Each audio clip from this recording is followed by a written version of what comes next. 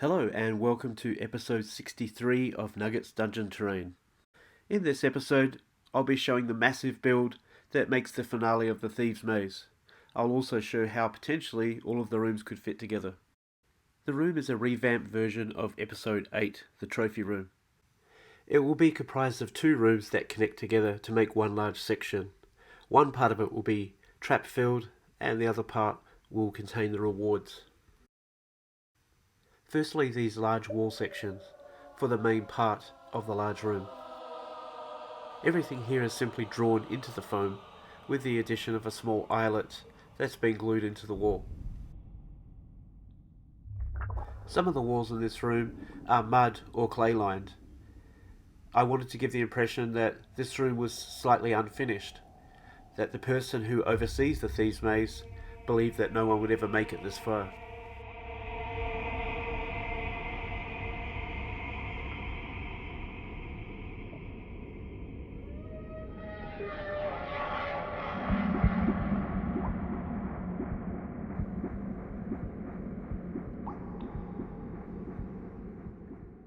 Next to the floor and the overall construction of this main room section. The texture for the floor was made by pushing a really hard and sharp rock in at different angles across the whole surface. All of the platforms in this room have spikes coming out just underneath. This is to make it really hard for anyone that falls down and survives to try and climb up again. As they reach up onto the ledge, they'll have spikes sticking into their stomach.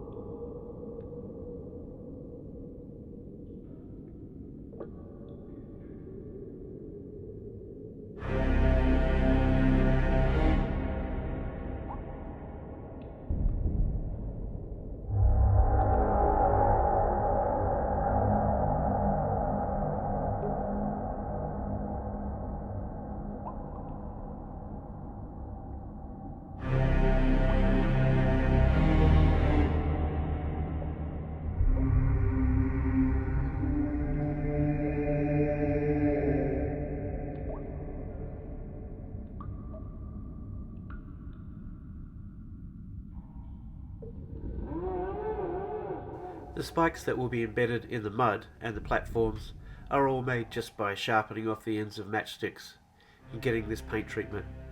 There was quite a few used.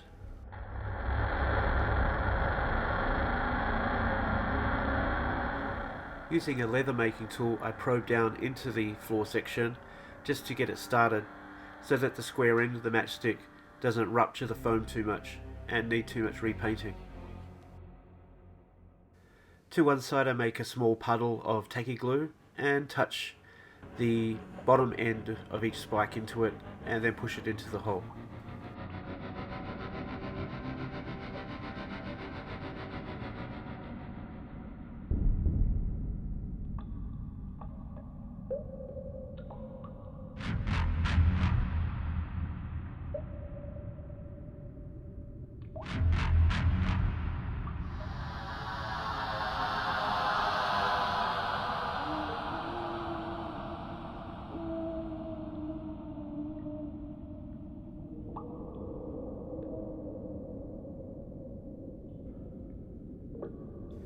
I had already planned out where the other platforms were going to go and made sure that I didn't put any spikes in the way of those. Instead, the spikes should be threatening around the perimeter of where people would jump from platform to platform.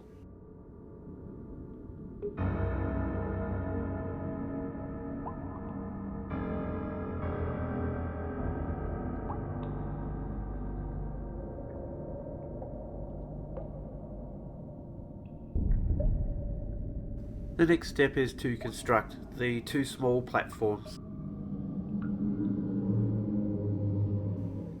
These will be made using a combination of flexible wire, some metal rods, and thick dowel trimmed off at the top, and of course some XPS foam.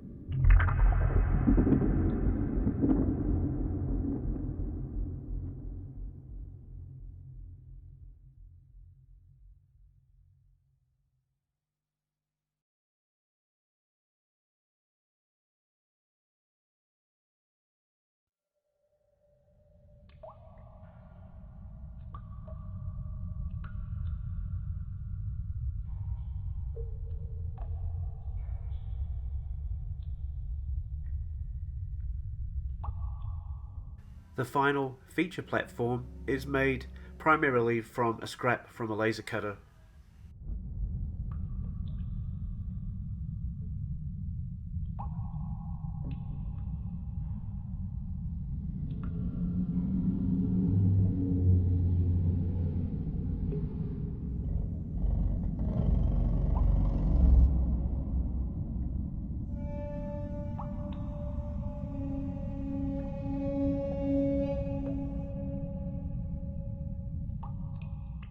Using a similar technique to 34, I've cut out some metal gauge.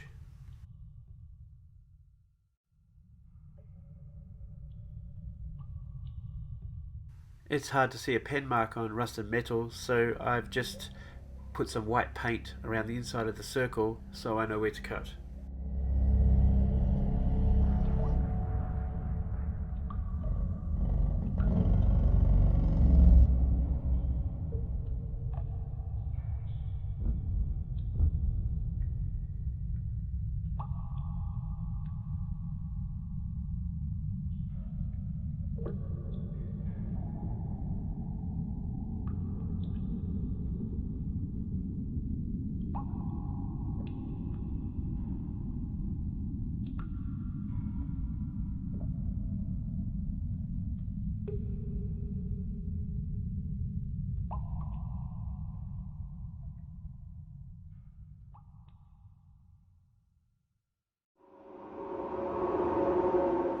Here I'm cutting off the last 2 or 3 mils of a dress pin.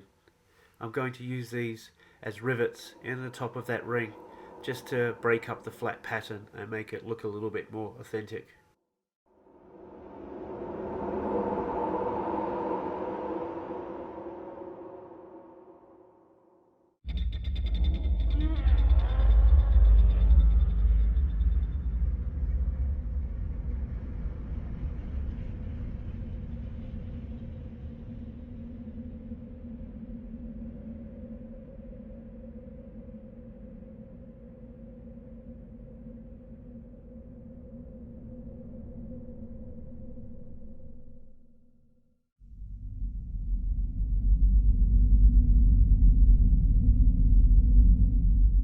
These jewellery eyelets will be used to connect the chain.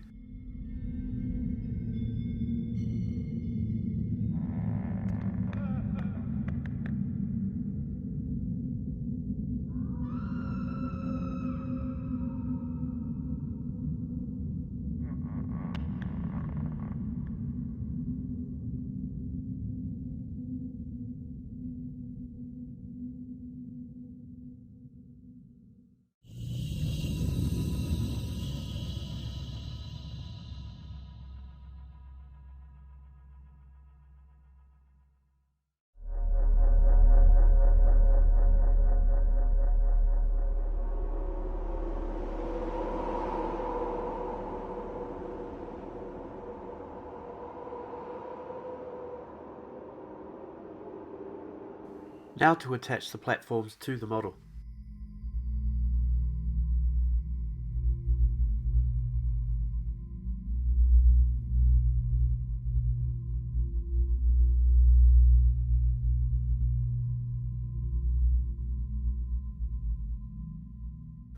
Making sure to only hold the dowel rod, I'm able to apply enough pressure to press down a guide hole and later press down into the tacky glue to hold the model in place.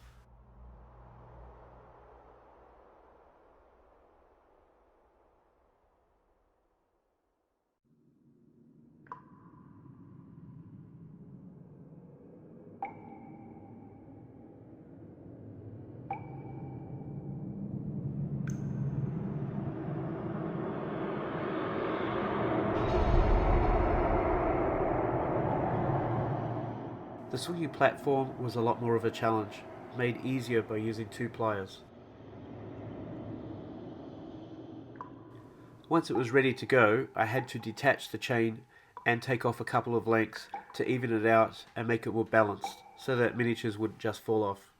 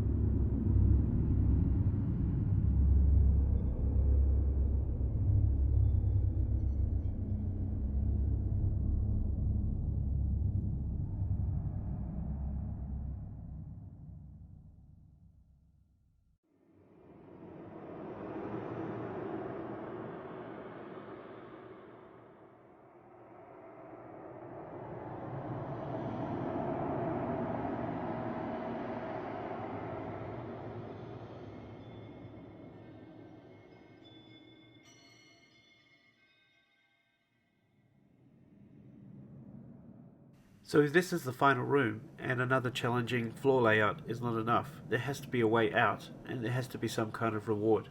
So now I start building the second part of this room. The two room sections will kind of interlock, but they'll also be held together by these magnets.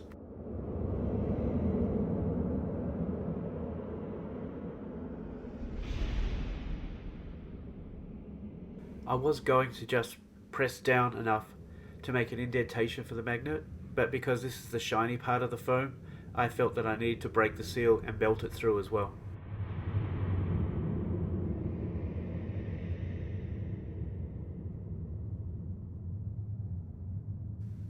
Each of these magnets has been marked with a number, and one of the ends has been marked to coincide with an opposing magnet so that when they're placed they attract instead of repel.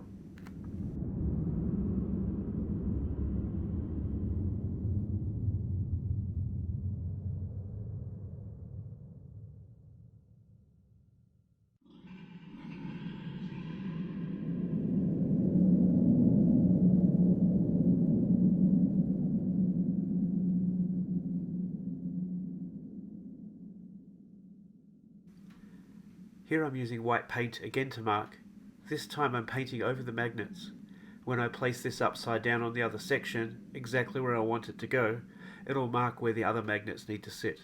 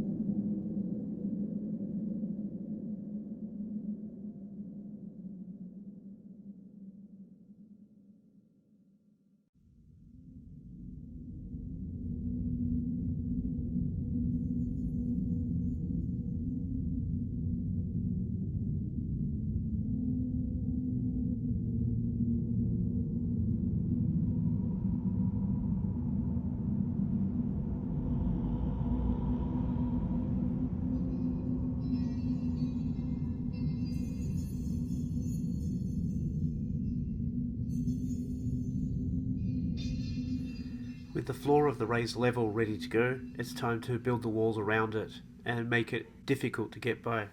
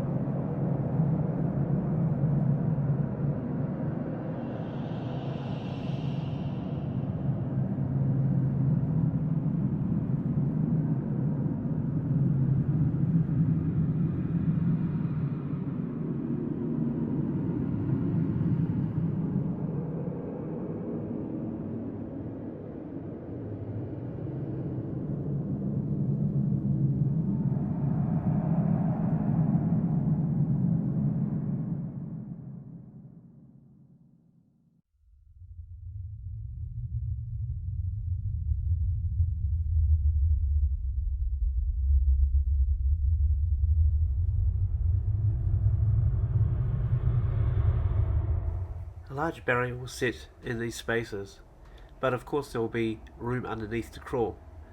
I wouldn't do that though because there's going to be some floor spikes here. The barrier itself should be another feature of this room. It's going to be highly visible and the players are going to be challenged to try and get past it.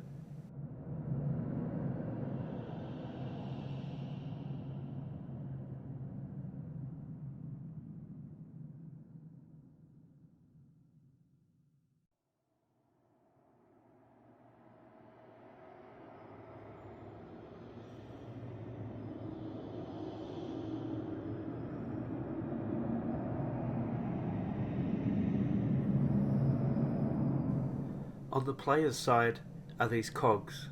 They have been super glued on just so that it fuses with the foam a little better. I'm sticking a washer in this corner so that when I put some cogs on later, they'll be raised above the other level and give more dimension to the piece.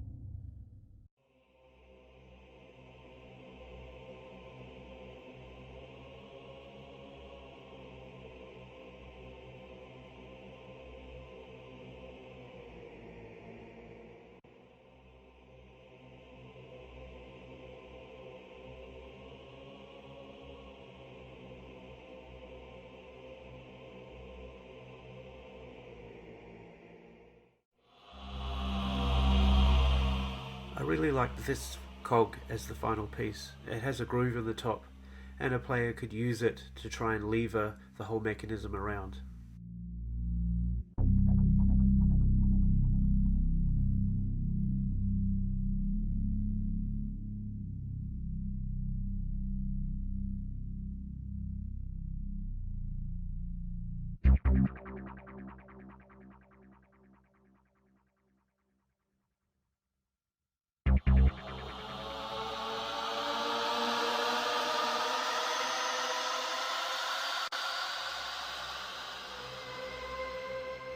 So this barrier has to go to somewhere, and there's no sight of the rewards yet. So now I need to build the stairs down, starting with this solid block and using this extra piece here to support the rest of the model. I've worked out how much of the block will be stairs and how much will be wall.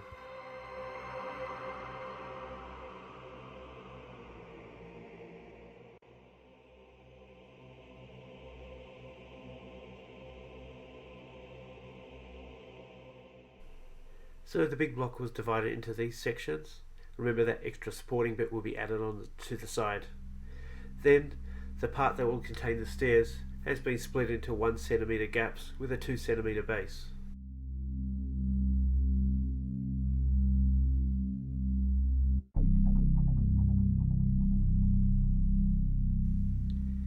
Next is just a matter of working out which steps will be on each level and which areas will be eliminated to create the void in the stairwell.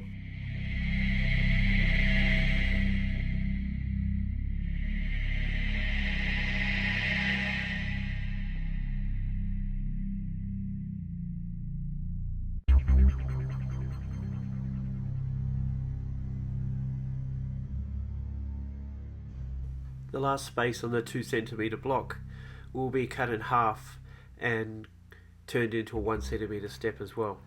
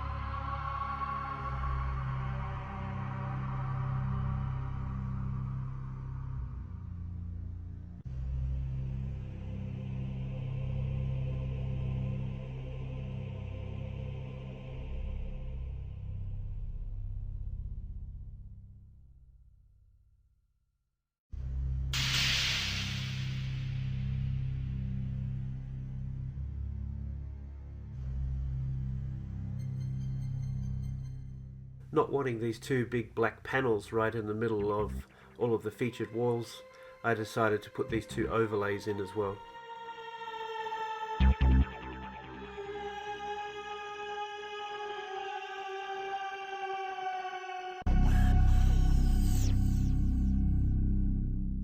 Using flexible wire, the ends of toothpicks, and thin pieces of balsa, I created frames for the different prizes to sit on the wall.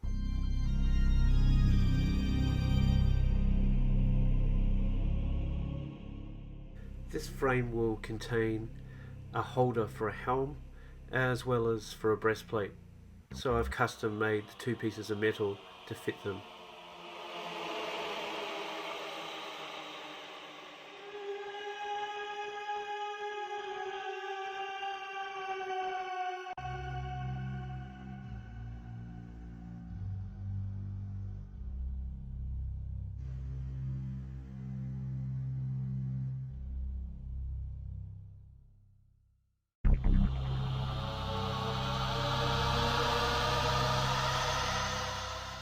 It's time to start attaching these pieces to the last section. You may recognise some of them as they've been recycled from the original trophy room.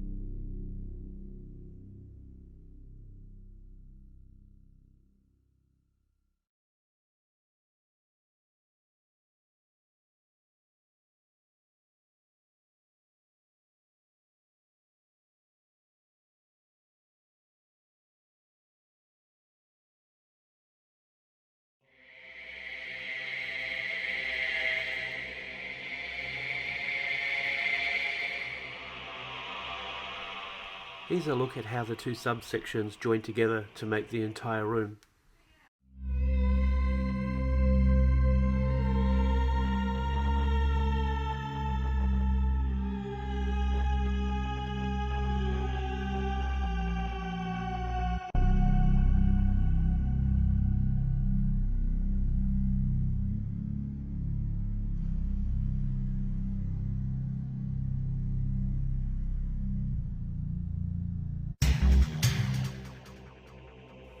And here's a look at the finished components from a few different angles.